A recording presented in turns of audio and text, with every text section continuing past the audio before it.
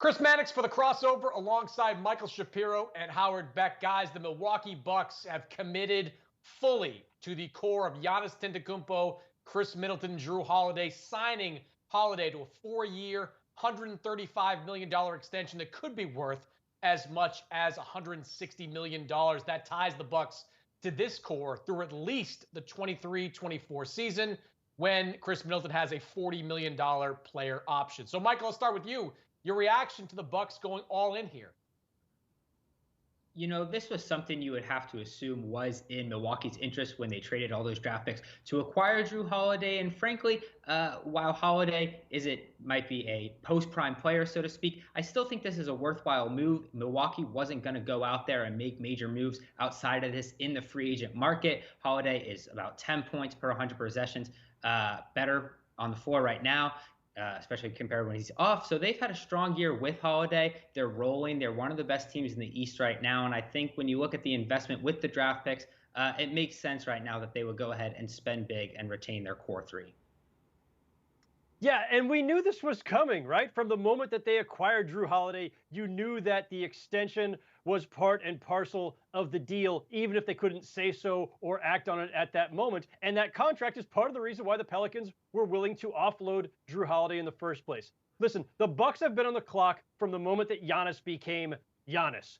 And that's the case for every team that has an elite player, top 5, top 10. You're on the clock from the moment that guy steps into your city to get something done, to put him in championship contention, lest he walk, lest he follow the path that has been laid by LeBron James and Carmelo Anthony and Chris Paul and Anthony Davis and every other superstar of the last 10 years who's walked away. Now, is it the ideal way of going all in?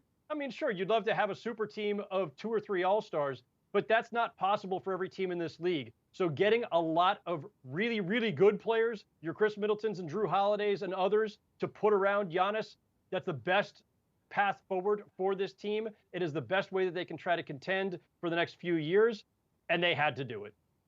Yeah, Howard, I would echo that sentiment that they had to do it. I mean, Khris Middleton, or I should say Jrue Holiday, had the Bucks over a barrel because they gave up so much in the way of draft capital to acquire Holiday. The Bucks had no choice because if Holiday had opted out of his contract, become a free agent, signed somewhere else, that would have been a disaster for Milwaukee. But now it puts an incredible amount of pressure on this team and on that core to deliver because right now the Bucks basically have no flexibility. If this team fizzles out in the second round, Howard, you're not going to be able to turn around and trade Khris Middleton, who's 29 years old, or even turn around and trade Jrue Holiday, who's 30 years old and going to be entering that massive contract extension. So, look, I understand why the Bucks did it. It makes sense because of everything that went on around them. But, Howard, if this team fails in the playoffs this year, there are going to be a lot of questions about how they move forward.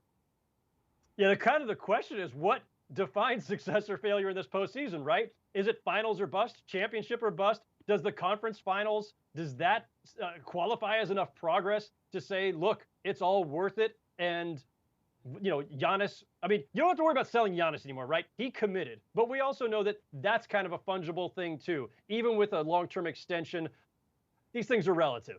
And so, yes, you need to get as far as possible. The front office is on the line. The coach is on the line. This roster is on the line. Everything is. And no worries. You just have a super team in Brooklyn standing in front of you. Yeah, a lot of pressure facing these guys right now. And the Brooklyn Nets are looming as the team, not only this year, but in the years to come, that Milwaukee is going to have to get past. For more, check us out over at SI.com.